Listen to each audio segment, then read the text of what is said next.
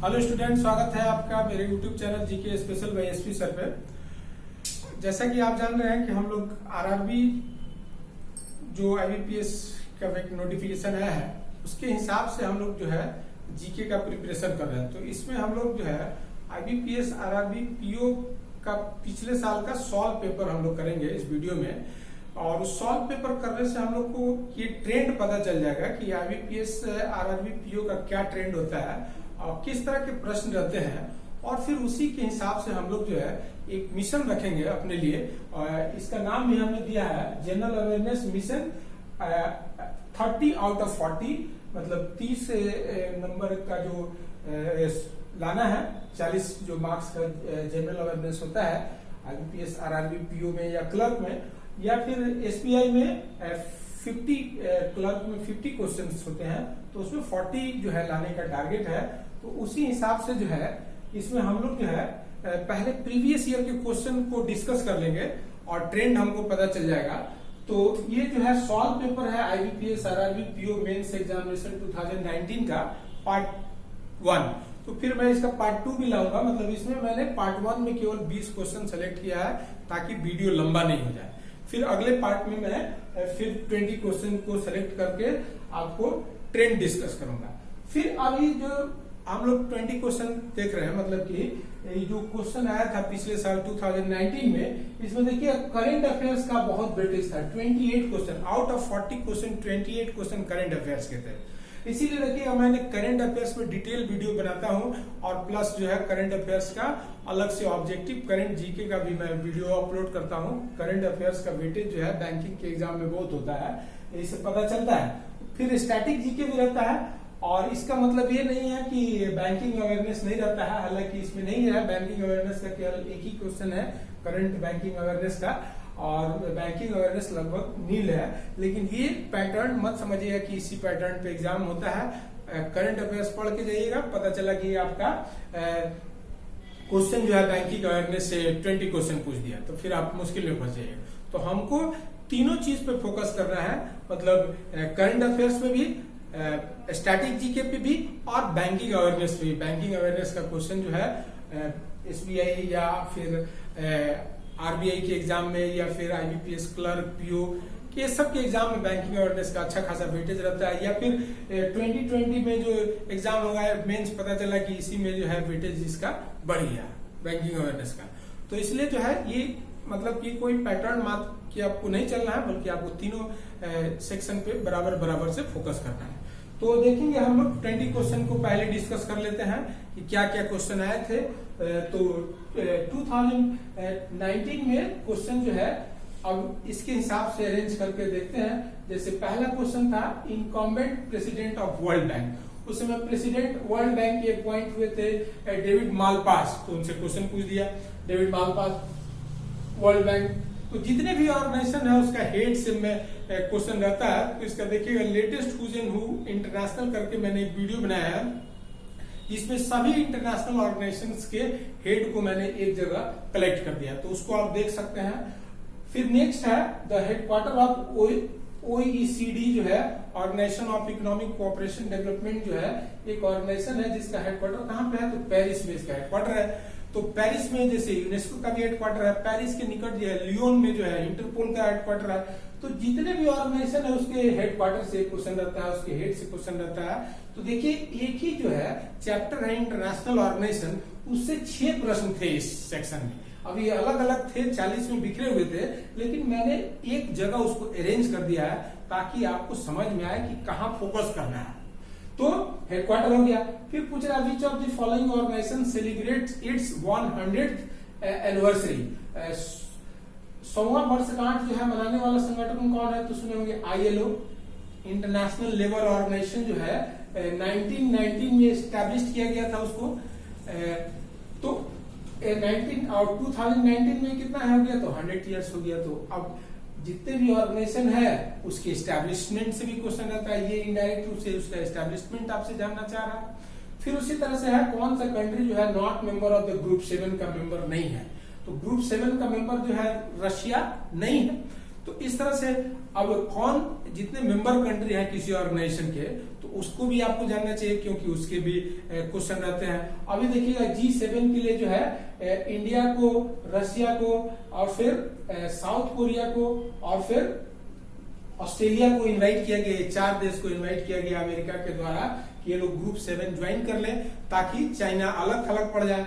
लेकिन भारी विरोध हो गया यूरोपियन यूनियन के द्वारा रशिया को लेकर के, क्योंकि रशिया को लोग नहीं चाहते हैं कि वो ग्रुप 7 में शामिल हो, क्योंकि रशिया जो है क्रीमिया को हड़प लिया है और यूरोपियन यूनियन जो है उसका बहुत विरोध कर रहा है।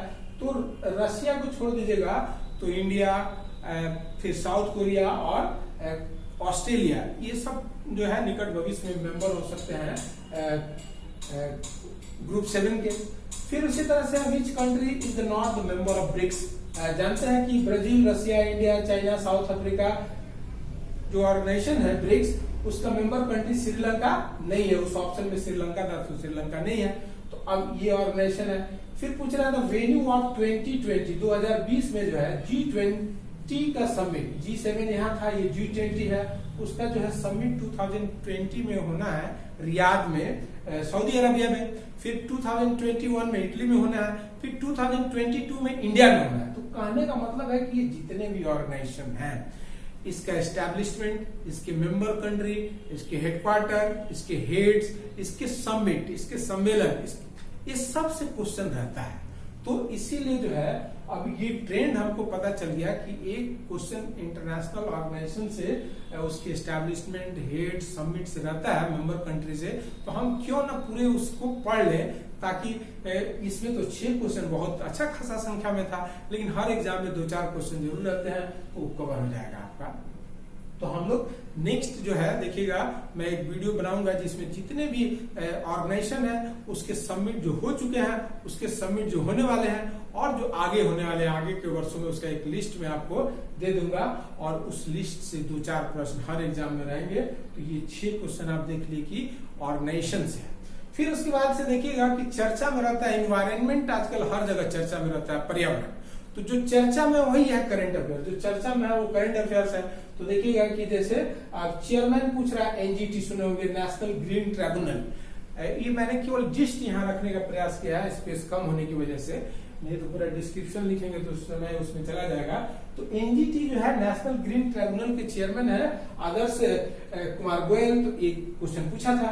फिर देखेंगे इलेक्ट्रिक व्हीकल जो है उसका कलर प्लेट जो है ग्रीन कलर का है, क्योंकि ये इको फ्रेंडली होता है। इलेक्ट्रिक व्हीकल जो है, इलेक्ट्रिक से चलने वाली वाहनें जो है वो पर्यावरण प्रदूषण नहीं करती हैं, इको फ्रेंडली होती है, तो उनका नंबर प्लेट जो है ग्रीन है।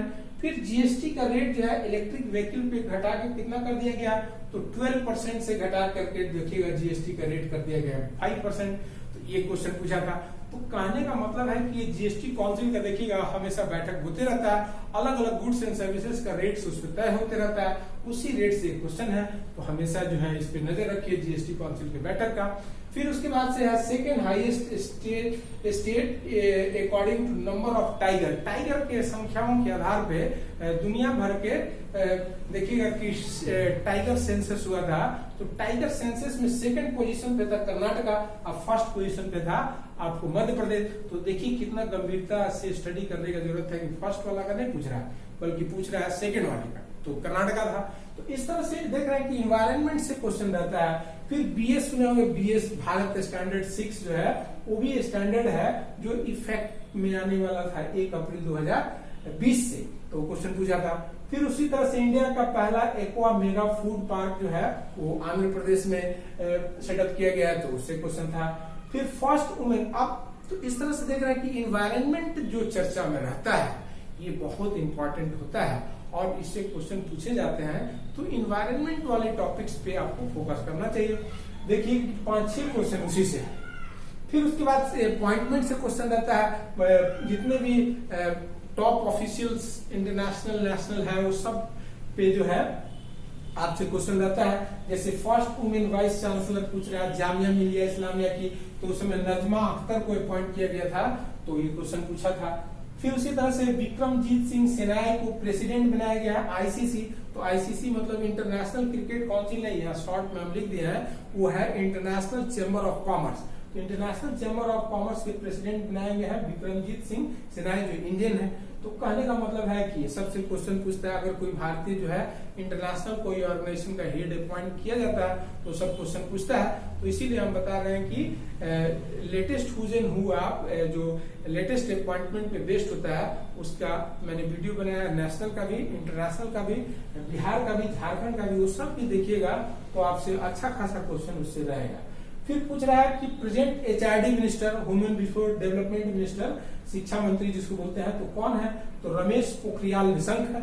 तो अब जितने मिनिस्टर्स हैं उनको आप याद रखिए, मिनिस्टर से क्वेश्चन रहता है। फिर मिनिस्टर का लोकसभा कॉन्स्टिट्यूएंसी से भी क्वेश्चन रहता है। फिर उसके बाद देखिएगा कि आजकल जो मिनिस्टर राज्यसभा के मेंबर होते हैं वो किस राज्य से बिलोंग करते हैं, भी क्वेश्चन रहता है। तो इस सब पे फोकस करना है मिनिस्टर से। फिर फर्स्ट डिप्यूटी प्राइम मिनिस्टर कौन थे? तो ये स्ट्रेटेजी के हो गया, तो वल्लभ भाई पटेल जो है फर्स्ट थे। फिर उसके बाद पूछ रहा है कि पखांडू फेस्टिवल, अलग अलग राज्य में देखिएगा अलग अलग तरह का फेस्टिवल होता है, लोक नृत्य है, लोक संगीत है। तो इस तरह के जितने भी प्रश्न है, त्योहार है, वो सबसे क्वेश्चन रहता है। तो ये तमिलनाडु का है, इसका आंसर हो जाएगा तमिलनाडु। तो ये हो गया। फिर ऑथर का नाम पूछ रहा है, कमिंग राउंड द माउंटेन एक किताब है, तो उसके ऑथर है रस्किन बॉन्ड। तो ये जितने भी किताब हैं, जैसे APJ अब्दुल कलाम के द्वारा जो लिखित किताबें हैं, या चेतन भगत की किताबें हैं, या फिर रामचंद्र गुहा की किताबें हैं, या रघुराम जी राजन की किताबें हैं, या इंटरनेशनल राइटर में देखेंगे सलमान रश्दी के, या फिर इस तरह के जितने भी राइटर्स हैं उनकी किताब को आप रट लीजिए, उससे एक दो क्वेश्चन हर एग्जाम में रहता है। तो रस्किन बॉन्ड इसके ऑथर थे। फिर चाइनीज ऐप को बैन कर दिया गया था हाईकोर्ट के द्वारा 2019 में, तो वो टिकटॉक ऐप था। अभी देखिएगा कि अभी करंट अफेयर्स में जैसे गालवान घाटी में जो चाइना इंडिया का कॉन्फ्लिक्ट हुआ, उसके बाद 59 ऐप को बैन कर दिया गया। तो अभी कोई भी एग्जाम में जाएगा तो क्वेश्चन पूछ देगा। फिर फर्स्ट इंडियन कंपनी जो क्रॉस कर रही है 1 ट्रिलियन कैपिटलाइजेशन को, तो जाहिर सी बात है कि इसका भी मैंने अलग से वीडियो बना दिया है। रिलायंस इंडस्ट्री लिमिटेड है जो 1 ट्रिलियन मार्केट कैप को क्रॉस करने वाला इंडिया का एक पहला कंपनी है। तो इस तरह से अब आप देखिएगा तो ये 20 क्वेश्चन का जो आप विश्लेषण किए, एनालिसिस किए, इसमें आप देख रहे हैं कि करंट अफेयर्स का वेटेज ज्यादा है। इसलिए देखिए करंट अफेयर्स पे मैं डिटेल वीडियो बनाता हूँ। अभी जैसे कोविड-19 पेंडेमिक पे वीडियो है, कोरोना वैक्सीन पे वीडियो है, फिर जो उसके वजह से माइग्रेंट लेबर को जो प्रॉब्लम है उसके लिए देखिएगा अलग से मैंने वीडियो बनाया है, गरीब कल्याण रोजगार योजना, फिर PM केयर्स फंड है, फिर इंडिया का चाइना के साथ डिस्प्यूट पे मैंने वीडियो बनाया, फिर नेपाल के साथ डिस्प्यूट पे वीडियो बनाया। तो लगातार मैं वीडियो करंट अफेयर्स का डिटेल भी वीडियो बना रहा हूँ, और प्लस जो है आपको MCQ मल्टीपल चॉइस वाला क्वेश्चन वाला भी करंट ऑब्जेक्टिव जीके पर भी बनाता हूँ। तो ये सब जो है इसी को ट्रेंड, अगर इसको आप ट्रेंड मानिए तो इसमें करंट अफेयर्स का वेटेज है, स्टैटिक जीके, और फिर बैंकिंग अवेयरनेस को हमको भूलना नहीं है। वो कभी भी जो है एक छुपे हुए रुस्तम की तरह जो है आके खड़ा हो जाएगा तो फिर प्रॉब्लम में फंस जाएगा। तो इस सब पे मैं लगातार वीडियो बना रहा हूँ ताकि हमको 30 मार्क्स जो है मिनिमम आ जाए और फाइनली हम सिलेक्ट हो जाए। तो चलिए इस वीडियो में इतना ही। वीडियो अगर अच्छा लगा तो इसको लाइक कीजिए और चैनल को सब्सक्राइब कर लीजिए ताकि इस तरह का जो भी मैं वीडियो बनाता हूँ उसका नोटिफिकेशन आपको मिलते रहे। तो चलिए वीडियो देखने के लिए धन्यवाद। मेरे अगले वीडियो का इंतजार कीजिए। नमस्कार।